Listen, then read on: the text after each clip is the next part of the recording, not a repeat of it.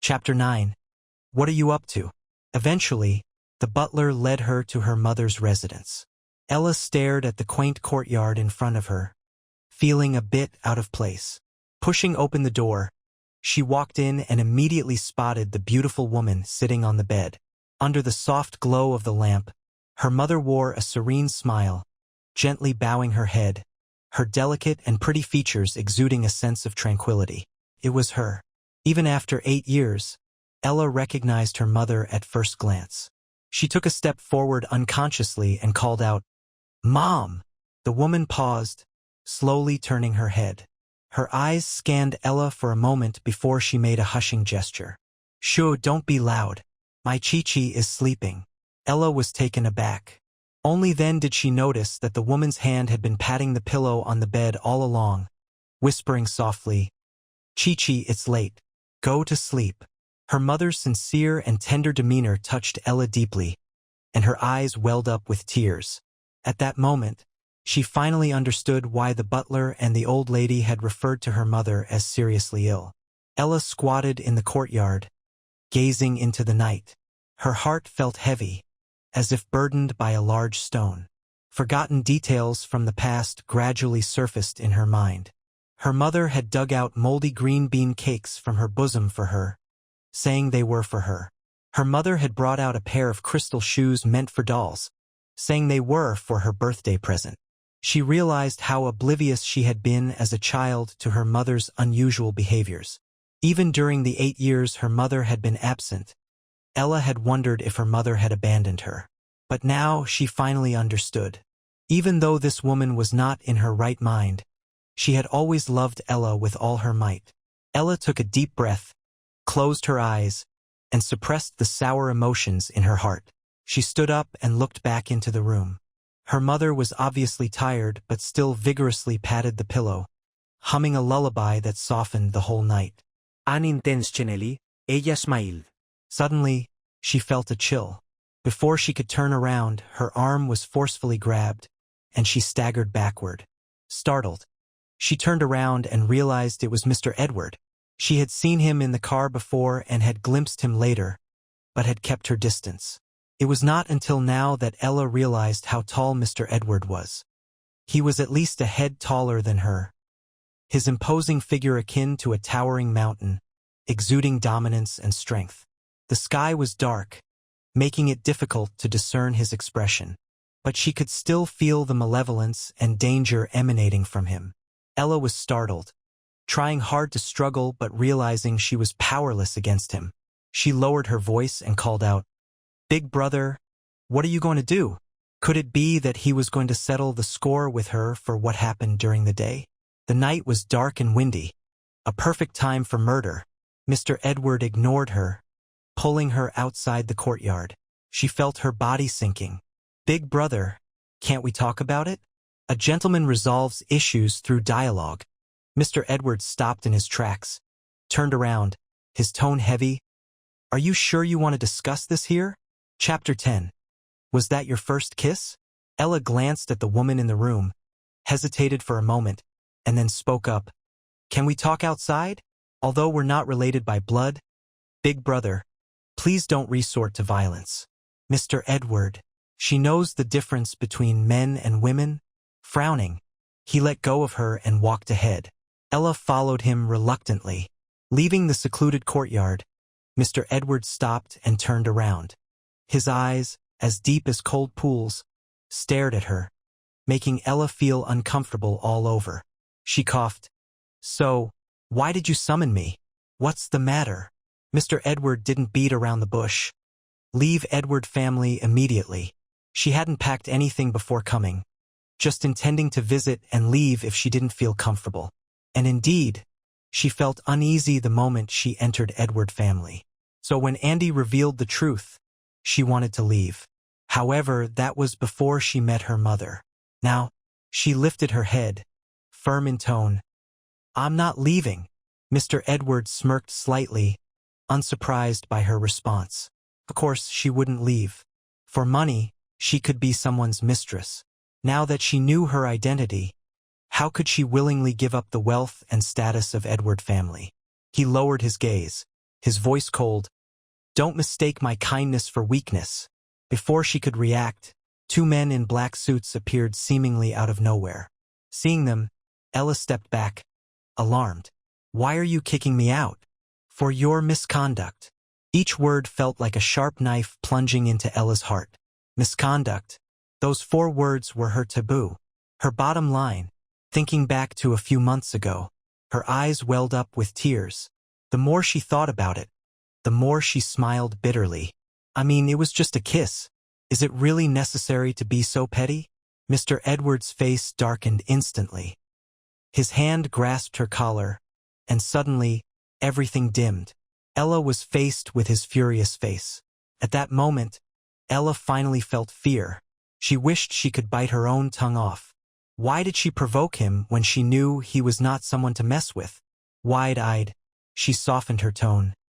I was in a life-or-death situation. It wasn't intentional." She stammered in explanation, causing Mr. Edward to narrow his eyes. He shoved her aside and ordered, "Throw her out." "Yes, sir." The 2 bodyguards immediately stepped forward, one on each side, grabbed her arms, and without a word, forced her out. Panicking, Ella tried to struggle but couldn't break free. But leaving Edward family, a noble mansion, wasn't easy. And judging by the man's demeanor, if she left now, she might never be allowed back. So, she couldn't leave. She had to stay. Chapter 11. No, let your big brother teach you. In her moment of urgency, Ella suddenly heard a trembling voice nearby. "Who's there so late?" It was the old lady. Ella's eyes lit up. Taking advantage of the distraction caused by the old lady's arrival, she broke free from the distracted guards and rushed over. "Grandma!" Her voice sounded aggrieved, with a hint of coquetry and choking, softening anyone who heard it. Supported by a nurse, the old lady asked in surprise, "Ella, what are you doing here?" Then she turned even more surprised. "Edward, what are you doing here too?" Ella reached out to hold the old lady's arm. Children raised in orphanages are often sensitive. Almost instinctively, she knew that the only person in this household who had some reluctance towards her was the old lady. Now, the old lady was her only savior. Thinking of this, she turned to Mr. Edward. Mr. Edward frowned and stepped forward. "Grandma, I came here because—" Ella abruptly interrupted him. "Grandma!" The old lady was startled and turned to Ella. "What is it?" Ella lowered her head, hands twisting together, looking pitiful. "Grandma, I grew up in an orphanage since I was little, without a father or mother to teach me how to behave. I don't know anything and I'm not worthy of the Miss Edward family's status. Will you all chase me away? My poor child." The old lady's eyes reddened as she grasped Ella's hand and spoke. "Who dares to drive you away will have to get rid of me first. This old lady, who naturally knows those things. You don't know them. Let your big brother teach you." Mr. Edward. He felt a lump in his chest. This guy was completely different in front of his grandmother than in front of him. Ella nodded vigorously. "Yes, Grandma. I will learn well from my brother." The old lady patted her hand with relief. "You're such a sensible child." Ella blushed at the praise, but out of the corner of her eye, she provocatively glanced at Mr. Edward. Mr. Edward's eyes darkened for a moment. He stepped forward intimidatingly. Ella panicked and shouted, "Grandma!" Mr. Edward halted, staring warningly at her. As the old lady walked away, she turned back. "Huh? What's wrong?" Ella blinked innocently, then cleverly said, "I just wanted to tell you, Grandma. I'll have breakfast with you tomorrow morning." "Okay. I'll wait for you tomorrow morning." With these words from the old lady, at least tonight Mr. Edward couldn't drive her away. This man always exuded an air of authority and arrogance. But Ella had long noticed his considerable deference to the old lady. She just didn't know where his limits of deference lay. Would he let her stay for the sake of the old lady? As the old lady left, Ella stood in place, awaiting the final judgment. Chapter 12.